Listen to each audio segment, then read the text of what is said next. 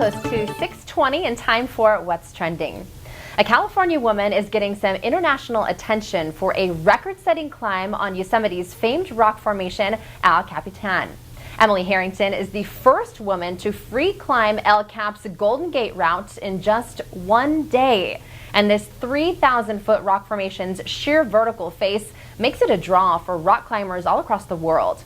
Tahoe City's Emily Harrington is one of them, and she became just the fourth woman overall to free climb any route on El Cap in a day. And she says that she is pleased to be a role model for others. And during one of the more challenging parts of this climb, she lost her footing and did suffer a head wound, but she remained undeterred. Harrington rested a little bit and then got back onward and upward toward her goal of reaching the top. The ascent is half a mile straight up, and she accomplished it in 21 hours, 13 minutes, and 51 seconds. So you guys, I know I've told you before, but Yosemite is one of my favorite places on the planet. I've been there many times during my childhood and as an adult. And I've never tried to do that type of climb. I've actually hiked Half Dome before, which was amazing. But I am just so impressed by her for so many reasons, but just really well done. I had the opportunity to visit Yosemite when I graduated high school. I took a road trip out west with my dad, and we saw that rock formation, and oh my goodness, it just takes your breath away. But to envision anyone climbing that, free climbing that, is crazy to me. But it's amazing to see her make history like this and really become a role model for so many other people out there. But I don't think I'll be trying that anytime soon. Yeah, I haven't even been to Yosemite National Park, so one thing on my bucket list I definitely want to pull off, but you'd never get me climbing that. No way, I'm afraid of heights. Yeah, well, yeah, especially. Go right ahead.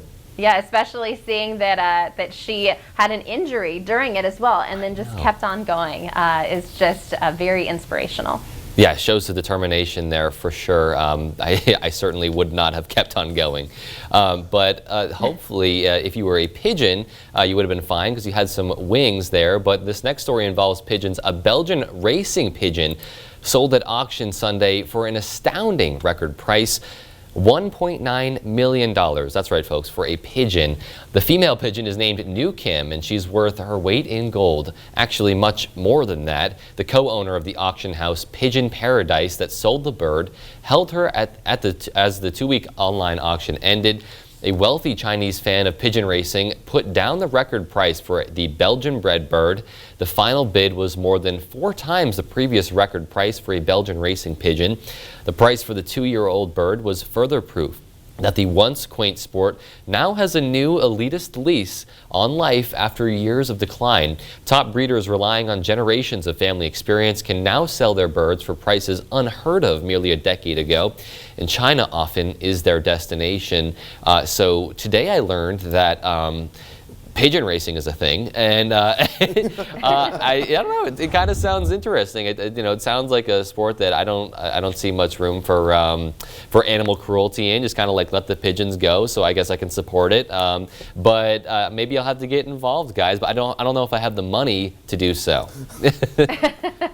Seriously, my goodness, that's definitely something that I had never heard of before myself. But what I want to know is how much money the pigeons make if they win a race, because I'm assuming they make a lot of money if this guy's going to invest that much money in one pigeon.